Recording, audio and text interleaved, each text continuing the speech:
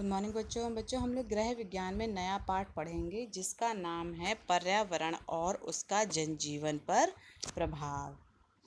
तो पर्यावरण तो आप लोग पहले भी शब्द सुन चुके हैं और पर्यावरण का जो सामान्य लोग हैं, जो जन हैं, उनकी लाइफ में क्या प्रभाव पड़ता है और उनके शरीर पर क्या प्रभाव पड़ता है, तो वो हम लोग इस पाठ में पढ़ेंगे।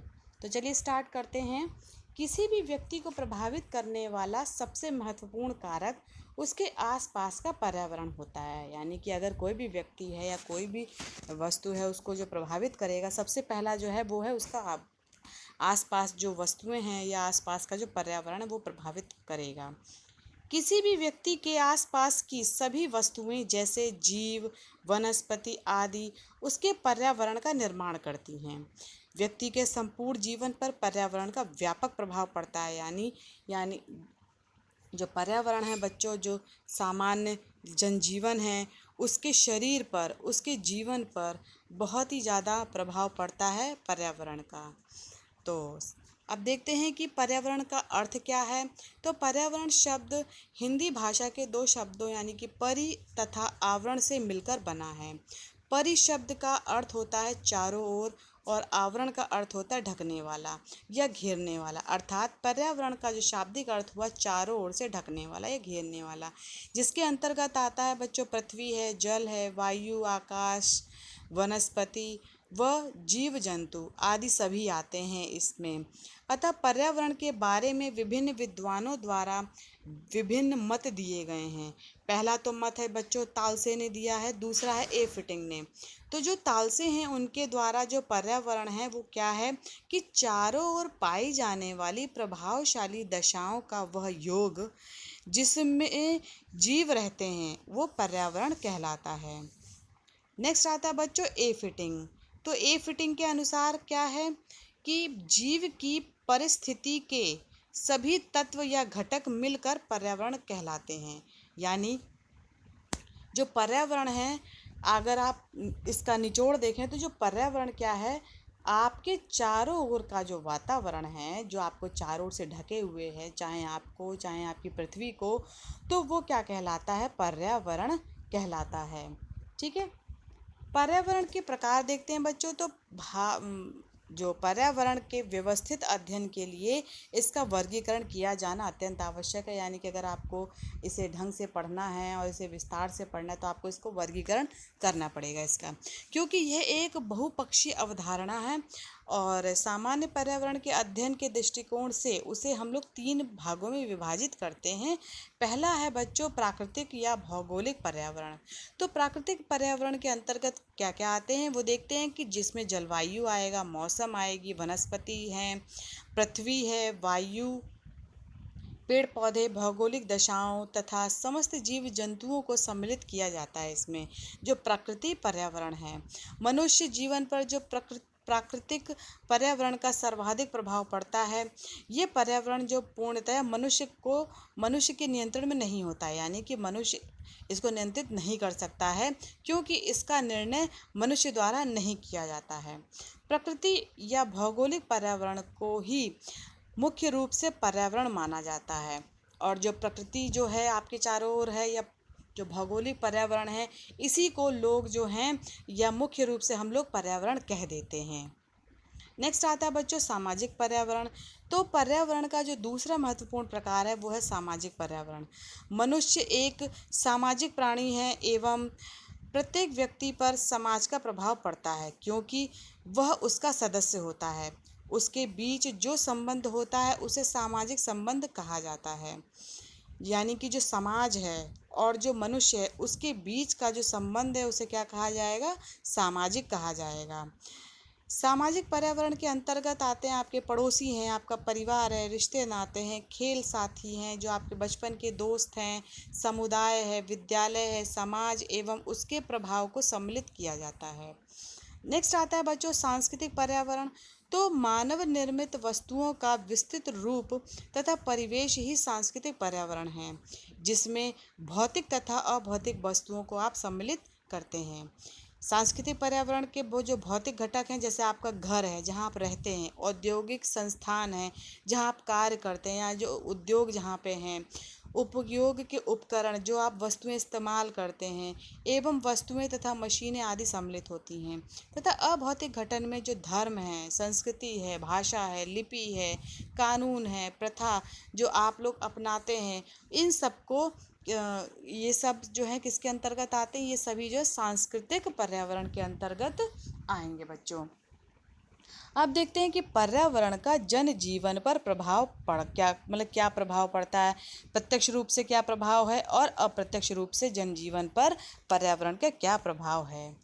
तो प्रत्यक्ष रूप से क्या प्रभाव है बच्चों, पहला है कि जनसंख्या पर प्रभाव पड़ता है। किसी क्षेत्र का पर्यावरण वहाँ की जनसंख्या को विशेष रूप से प्रभावित करता है। जिस भौगोलिक पर्यावरण की पोषण क्षमता मनुष्य के अधिक अनुकूल होती है, वहाँ जनसंख्या में तीव्र वृद्धि होती है। यानी कि जहाँ पर वातावरण मनुष्य के रहने लायक होगा, वहीं पे क्या कहते हैं, लोगों की जनसंख्या ज़्यादा रहेगी, ये तो नेचुरल सी बात है।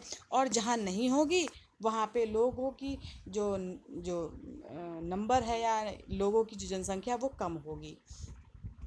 ऐसा क्षेत्र जहाँ पे खाने पीने की सुविधा है, पानी की सुविधा है, रहने की सुविधा और भी बहुत सारी सुविधाएं हैं, तो वहाँ पर जो है जो जनसंख्या है, लोगों के जो संख्या है वो ज़्यादा रहेगी।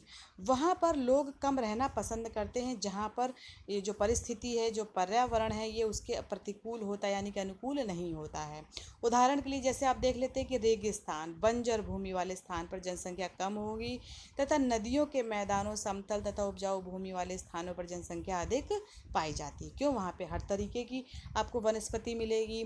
जो नदी है, नदी मैदानों के क्षेत्र में, समतल भूमि में या उपजाऊ भूमि में, ठीक है, वहाँ पे आप हर तरीके की कृषि आप कर सकते हैं, आपको भोजन प्राप्त हो सकता है, ठीक है, आप कोई अपना आगे का कार्य कर सकते हैं। रेगिस्तान में बच्चों जहाँ पानी ही नहीं है, तो वहाँ जनसंख्या कैसे बढ़ सकती है ना। नेक्स्ट प्रभाव है बच्चों प्रत्यक्ष प्रभाव, मकान की बनावट पर प्रभाव। तो भौगोलिक पर्यावरण निवास स्थान पर भी प्रभाव डालता है। मैदानी क्षेत्र में गारा, जहाँ पर जो मैदानी क्षेत्र होते हैं, जैसे समतल भूमि होती है, वहाँ पर गारा या मिट्टी सरलता से मिल जाती है, अतः वहाँ ईंट के मकान बनाए जाते हैं। जबकि पर्वतीय प्रदेशों में पत्थर व लकड़ी के घर बनाए जाते हैं, क्योंकि वहाँ पे पत्थर मिलते हैं पहाड़ों में, है ना, और लकड़ियाँ उपलब्ध हो जाती हैं, तो वहाँ पे इन दोनों के योग से घर बनाया जाता है। नेक्स्ट आता है बच्चों खान पान पर प्रभाव। तो किसी क्षेत्र का जो भोजन है वहाँ के पर्यावरण से विशेष रूप से संबंधित होता है। क्षेत्र में जो खाद्य सामग्री उपलब्ध होती है वही उस क्षेत्र का मुख्य भोजन होता है। जैसे कि मैदानी क्षेत्रों में दाल चावल, गेहूँ तथा सब्जियों की अधिकता के कारण तथा समुद्र तटीय तथा पर्वतीय क्षेत्रों में मांस, मछली तथा अंडे की अधिकता के कारण वहाँ के लोगों का मुख्य आहार यही खाद्य सामग्रियाँ होती हैं।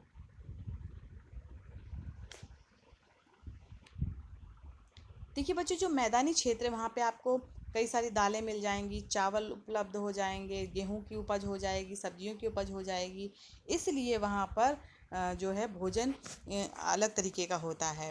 लेकिन जो समुद्री क्षेत्र हैं या पर्वतीय क्षेत्र हैं वहाँ पर मछलियाँ होंगी, मांस आपको मिलेंगे, ठीक है, अंडे की अधिकता होगी, क्योंकि वहाँ का जो खाने का जो तरीका है या वहाँ का जो एनवायरनमेंट है या जो वहाँ का जो पर्यावरण है वो अलग है, ठीक।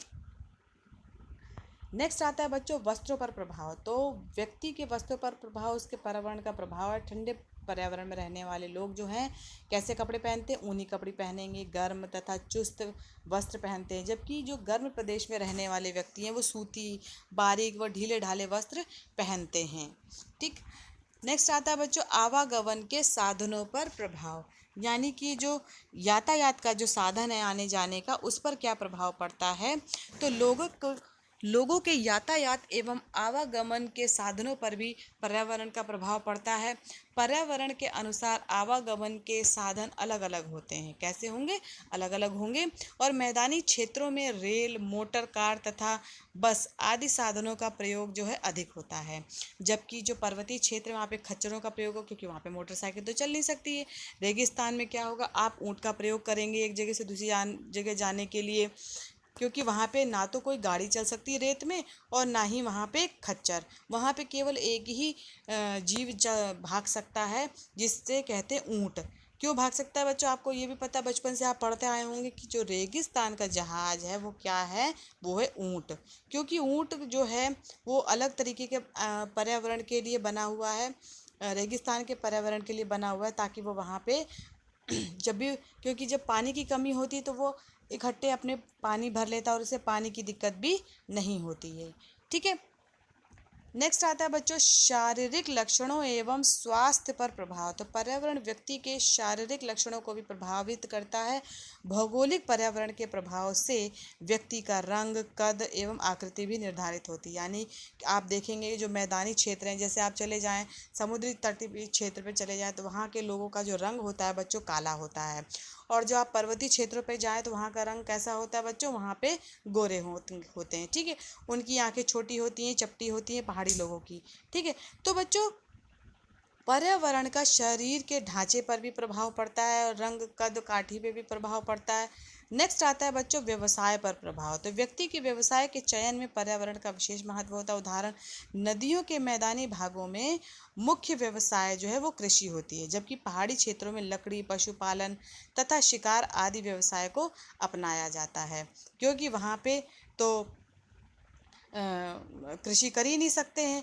जो कृषि होती है बच्चों वो दूसरी तरीके की होती है, सीढ़ी नुमा जो कृषि होती है वहाँ पे। ठीक है, मैदानी क्षेत्रों की जैसे कृषि नहीं होती है। अब देखते हैं बच्चों जनजीवन पर अप्रत्यक्ष प्रभाव कैसे पड़ता है। तो आर्थिक गतिविधियों पर प्रभाव, प्रत्येक उद्योग धंधे के लिए अनुकूल जलवायु, कच्चे माल की उपलब्धता, निर्यात की सुविधा आदि आवश्यक होती है। अर्थात मनुष्य द्वारा की जाने वाली आर्थिक गतिविधियों का निर्धारण उस क्षेत्र के पर्यावरण के अनुकूल होता है।